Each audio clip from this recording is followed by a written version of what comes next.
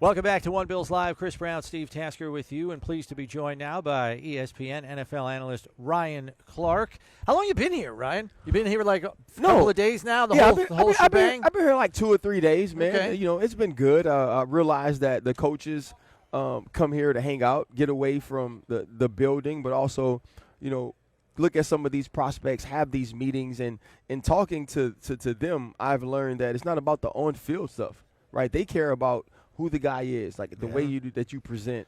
And so that's usually what I've talked about over a couple of drinks every night at St. Elmo's. Yeah, that's I was there last night. So have you gotten a chance to talk to – because we've noticed this as well. Coaches come in. This is the GM and the scouts here. Yeah. This is their Super Bowl kind of grinding it out.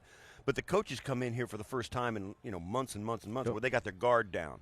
And they are, yucking it up a little bit, and they'll talk to you, and they're not worried about giving away a competitive advantage. Have you had a chance to touch base with any of the guys you know? You know what? And take advantage of that atmosphere? You know what I will say? Probably the best conversation I've had this entire week was with Lou Anarumo, right, who's the defensive coordinator of the Cincinnati Bengals. And I did a couple of breakdowns of his defense and certain things that they've done throughout the season. And just talking to him and trying to figure out how teams progress. He talked about Joe Burrow. He talked about protecting Joe Burrow. He talked about the way he was utilizing guys like Logan Wilson and Jesse Bates in the playoffs. And I think, those are the most interesting conversations to have. Last night I sat down with Dan Quinn, and we just actually weren't even talking about the specifics of the Dallas Cowboys. We were just talking about football in general, his excitement that Bryant Young got into the Hall of Fame and the part you can play in some of those things, coaching with Nick Saban. And I think that's the cool part about this week. All of us love the game of football. All of us have grown up or have made a living doing this. But to get an opportunity to sit around with people who love the game as much as you do and have those conversations is awesome. So you talked about Lou Anarumo and his defense progressing. Let's talk about the progression of the Buffalo Bills. Yes. I keep telling Brownie, even though they lost by 2 touchdowns. I love Brownie. In the 2 years ago when they lost in the AFC Championship game by 2 touchdowns, I thought they were good enough that year to play and go to and get in the Super Bowl. Certainly they were good enough to go to and win the Super Bowl this year. But what do you have to do? And people are saying, let's just get over the hump. Let's just get over the hump. And my advice has been, and my mantra has been, listen, you're doing fine. You're giving yourself a shot at the ring every year. For sure. Just keep on doing. Don't change anything. There's no little magic elixir that you can find that's going to put you over the top. Just keep doing your thing. Yeah, Steve, you've been on great football teams and football teams to have opportunities to win Super Bowl. You also know that every team doesn't start a season that way. Right. There are some teams that going into next year, we're going to say that team can't win a Super Bowl, and that team's going to know. That's not the Buffalo Bills. Obviously, Josh Allen's progression is part of the team's progression. As he continues to be an MVP caliber quarterback, they continue to win football games. And when you look at last year as opposed to the year before when they were in the AFC Championship, I feel like this team was better. Right? I feel like the team from this year was better. I feel like Josh Allen played larger in the huge moments of the season. When you look at that stretch run, especially after they lose to New England in the freaking Wind Bowl, right?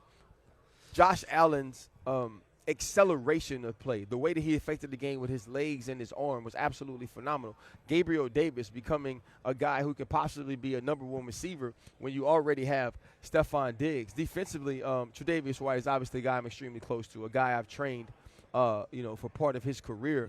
Not having him in that game against Kansas City, I thought that was huge.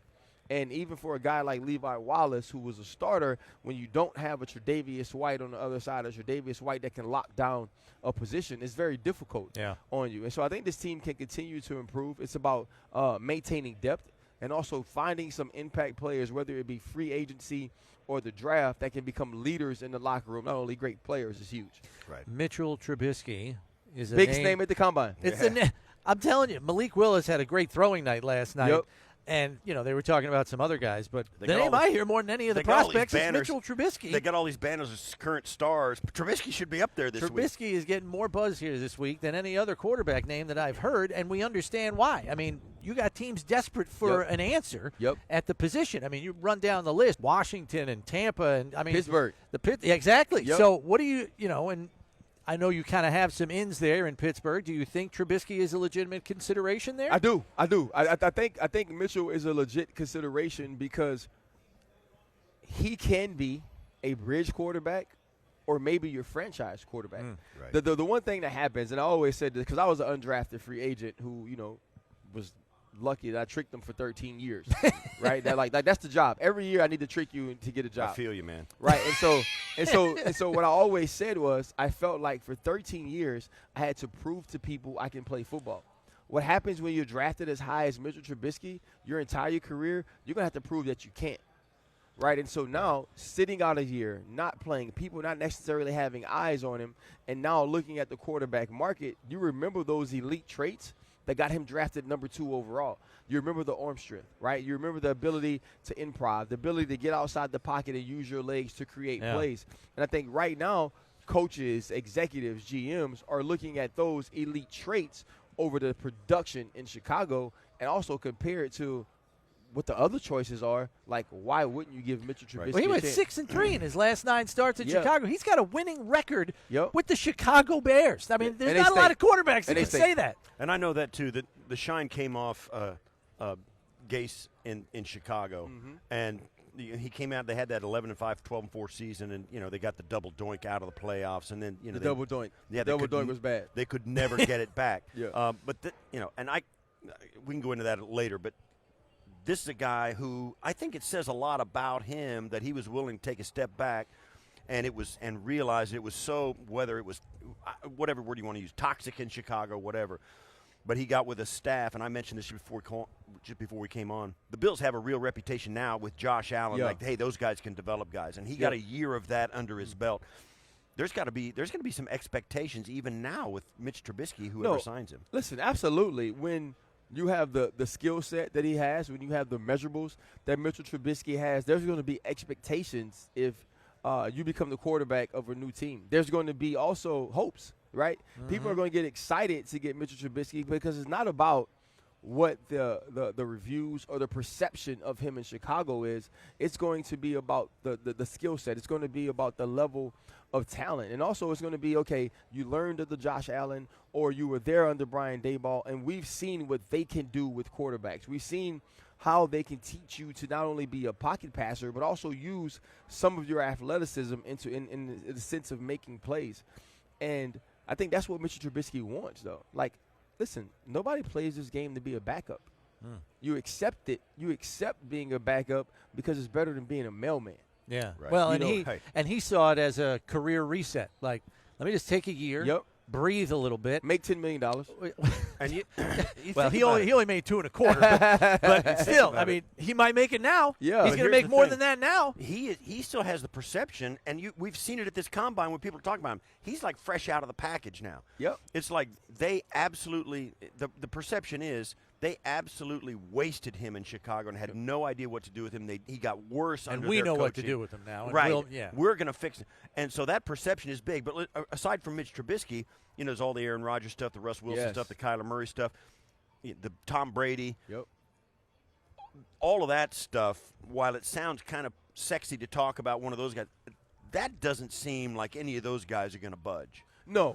I think that all of those situations stay the same. If you're the Arizona Cardinals, you drafted Kyler Murray number 1 overall. The reason Cliff Kingsbury is your coach was because he had the ties to Kyler Murray, and you've already extended him. And so if you're looking at that situation, I believe he stays. I think Aaron Rodgers stays in Green Bay, and I think Tom and Giselle are going to go do like supermodel actor stuff, And Yeah, so they'll live in Europe, Yeah, it's going to be something super dope. And so when you're looking at the quarterback market, there's like guys like Teddy Bridgewater, guys like Jameis Winston. Right. And I just don't believe that teams are going to value them in a way where a guy like Mitchell Trubisky isn't in play. But then you also look at the draft. This is one of the few drafts where we're like, we don't have that guy. Yeah. Right. Like people don't know if Kenny Pickett can walk into your building day 1 and be the starter.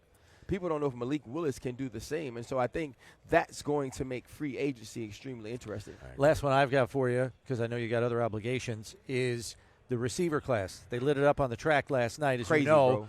bro. It's deep again. It's deep every year now. It's like a luxury that's expected Yep. for all these teams. The Bills have an interesting decision to make there because they have Isaiah McKenzie, who was an interesting component to their offense, who was a free agent. Yep. And then Cole Beasley's getting a little long in the tooth. Gabe Davis is probably your number 2 opposite Diggs next year. So you look at some of these guys, and you got slot people that are pretty intriguing, like that Calvin Austin kid, the Wan'Dale Robinson kid from Kentucky. There's a place for those undersized jitterbug guys in this league, right?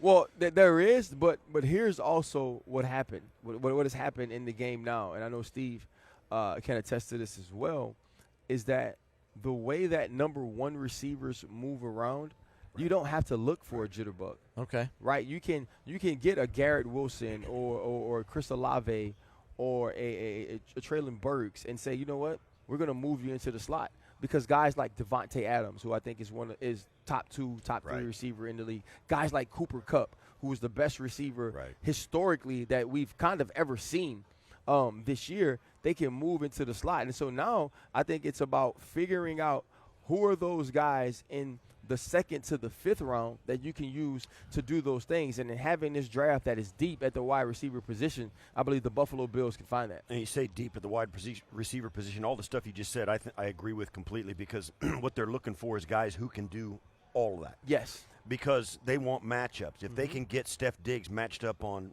Joey Bag of Donuts over here anytime they shift and do that, they're going to do it. I mean, that's their matchup they're going to get to. And the defense can try and hide that guy, but the offense, because of the versatility, the formations and motion, they're going to find your guy. Yep. And if the more guys you can win with in every situation, that's what you're looking for. Is there guys in this class, name a couple in this class, who can, be outside on the boundary, be outside on the wide side, or be in the middle, or move around, that kind of thing. What are some versatile guys? So my favorite receiver from this draft is Garrett Wilson. Yeah, he does everything. I've watched him.